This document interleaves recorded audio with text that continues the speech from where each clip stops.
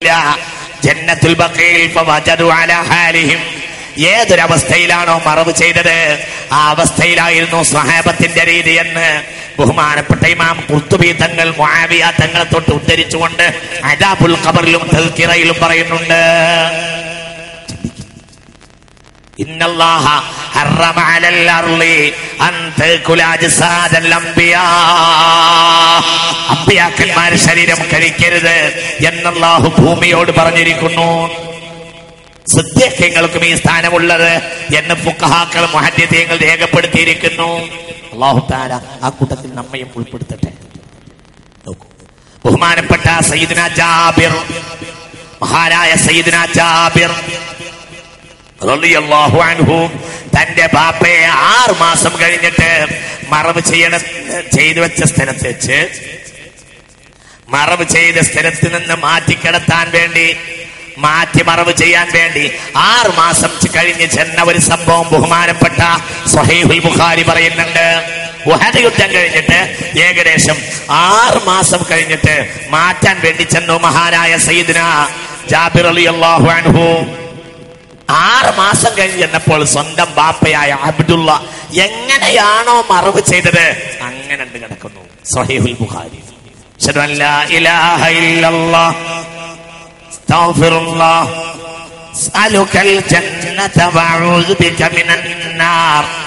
അശ്ഹദു അൻ ലാ ഇലാഹ ഇല്ലല്ലാഹ് അസ്തഗ്ഫിറുല്ലാഹ് അസ്അലുകൽ ജന്നത വഅഊദു ബിക മിനൻ നാർ. അശ്ഹദു അൻ ലാ ഇലാഹ ഇല്ലല്ലാഹ് അസ്തഗ്ഫിറുല്ലാഹ് അസ്അലുകൽ ജന്നത വഅഊദു ബിക മിനൻ നാർ. അല്ലാഹുമ്മ അർഹംനി യാ അർഹമർ റാഹിമീൻ. അല്ലാഹുമ്മ അർഹംനി യാ അർഹമർ റാഹിമീൻ. അല്ലാഹുമ്മ അർഹംനി യാ അർഹമർ റാഹിമീൻ. അങ്ങനെയുള്ള ചില മനുഷ്യരുണ്ട്. 2 അവസ്ഥകൾ വിശുദ്ധമായ ഹദീസ് വിശദീകരിക്കുന്നുണ്ട്. മരിച്ചുപോയ മനുഷ്യരുടെ ഖബർ ജീവിതത്തിൽ, ബർസഖിയ ജീവിതത്തിൽ ശ്രദ്ധിക്കുക നിങ്ങൾ. 2 അവസ്ഥ. ആ 2 അവസ്ഥയും ഹബീബാ റസൂലുള്ളാഹി സ്വല്ലല്ലാഹു അലൈഹി വസല്ലമ തങ്ങൾക്ക് കാണിച്ചിട്ടുണ്ട്. ഇസ്രായിന്റെ രാത്രി പറഞ്ഞിട്ടുള്ള ഹദീസ് നിങ്ങൾ ശ്രദ്ധിക്കുന്നില്ലേ പറഞ്ഞത്?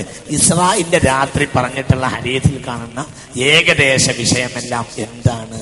ബർസഖിയായ അദാബും നഈമുമാണ്. ചിന്തിക്കണം. ഞാൻ നോക്കൂ നിങ്ങൾ, ബൈഹഖി രേഖപ്പെട്ട ഒരു ഹദീസ് ഓതാം. ഖബർ ജീവിത കാലഘട്ടം എങ്ങനെയായിരിക്കും?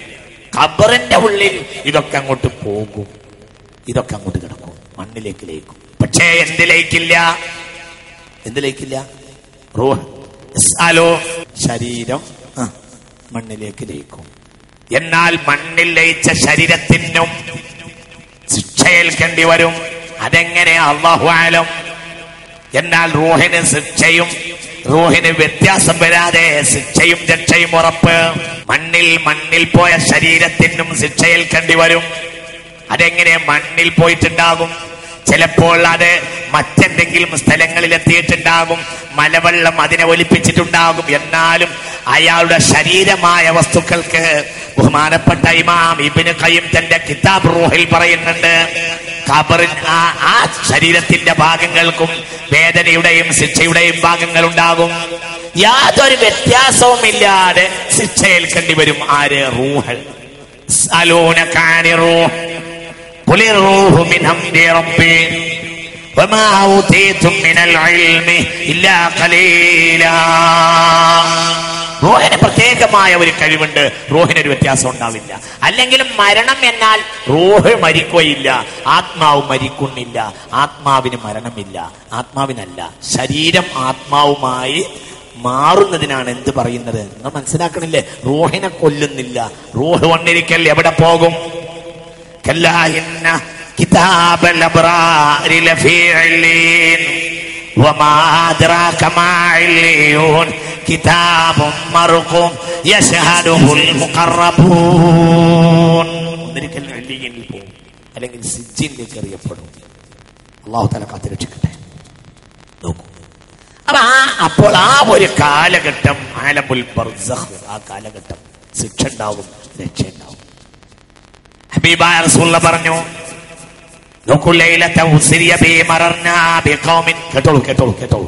നോക്കൂ, കേട്ടോളൂ. ലൈലത ഉസ്രിയ ബി, എന്നെ ഇസ്രായേലിന് കൊണ്ടുപോയ രാത്രി, മറർനാ ബിഖൗമിൻ, ഒരു ജനങ്ങളുടെ അരികിലൂടെ ഞാൻ നടന്നു. യസ്റഊന ഫീ യൗമിൻ വയഹ്സുദൂന ഫീ യൗമിൻ, അവർ ഒരു ദിവസം തന്നെ വിളയിടുകയും അന്ന് തന്നെ കൊയ്യുകയും, അന്ന് തന്നെ വിളയിടുകയും അന്ന് തന്നെ കൊയ്യുകയും, അന്ന് തന്നെ വിളയിടുകയും അന്ന് തന്നെ കൊയ്യുകയും ചെയ്യുന്നത് കണ്ടു. ഒരു വിഭാഗം ആളുകളുണ്ട്, വിളയിട്ട ദിവസം തന്നെ, വലിയ അത്ഭുതം പറയാ, വിളയിട്ട ദിവസം തന്നെ ഒരു വിഭാഗം ആളുകൾ കൊയ്യുന്നുണ്ട്. ഇവരെ കണ്ടപ്പോൾ ഞാൻ സയ്യിദുനാ ജിബ്രീലിനോട് ചോദിച്ചു, മാ ഹൗലാഇ യാ ജിബ്രായീൽ. അപ്പോൾ പറഞ്ഞു, വഹുമുൽ മുഹാജിറൂന വസ്സാബിഖൂനൽ അവ്വലൂന മിനൽ മുഹാജിരീന വൽ അൻസാർ വല്ലദീന തബഉഹും ബിഇഹ്സാൻ. ഈ ഹദീസ് ബൈഹഖി രേഖപ്പെടുത്തിയിട്ടുണ്ട്. ശ്രദ്ധിക്കുക, ഒരു ദിവസം വെള്ളത്ത് അന്ന് തന്നെ കൊയ്യുക. തുളഅഫു ലഹുമുൽ ഹസനാ, അതായത് അവർ ഈ ദുനിയാവിൽ ചെയ്തിട്ടുള്ള ഇരട്ടിയായ പ്രതിഫലങ്ങൾക്കുള്ള ലാഭത്തെ ആലമുൽ ബർസഖിൽ ആനന്ദിക്കുന്ന ഒരു മഹാകൃഷിയിടത്തിലാണ് അവരുള്ളത്. മനസ്സിലാവുന്നില്ല? കൃഷിയിടത്തിലുണ്ടാവും, ചിലപ്പോൾ എവിടെ ഉണ്ടാവും? തോട്ടത്തിലുണ്ടാവും, ചിലപ്പോൾ എന്തുണ്ടാകും? ചിലപ്പോൾ സ്വർഗത്തിൽ പാറിക്കളക്കും. ഹംസ റളിയല്ലാഹു അൻഹു സ്വർഗത്തിൽ പാറിക്കളിക്കുന്ന സംഭവം ഹബീബായ നബി പറഞ്ഞു.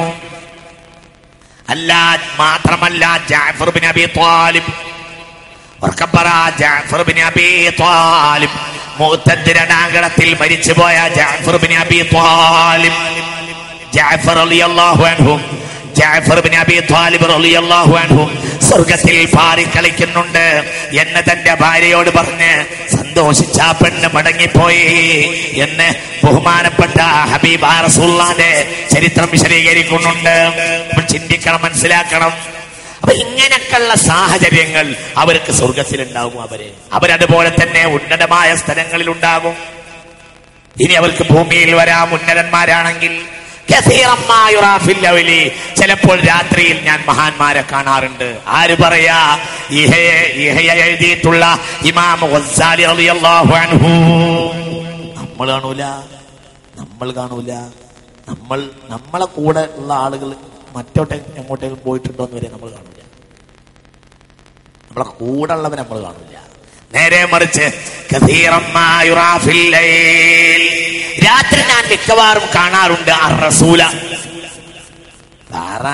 ആരെ? ഹബീബായ നബിയെ സ്വലാത്തുല്ലാഹ് സലാമുല്ലാഹ്. ഞാൻ ഹബീബായ നബിയെ കാണാറുണ്ട്. സുദ്ദീഖിനെ കാണാറുണ്ട്. വൽ ഫാറൂഖിനെ കാണാറുണ്ട്. അവരിങ്ങനെ ചുറ്റി നടക്കാറുണ്ട്. തദ്ബീർ ഇങ്ങനെ ചെയ്യുക.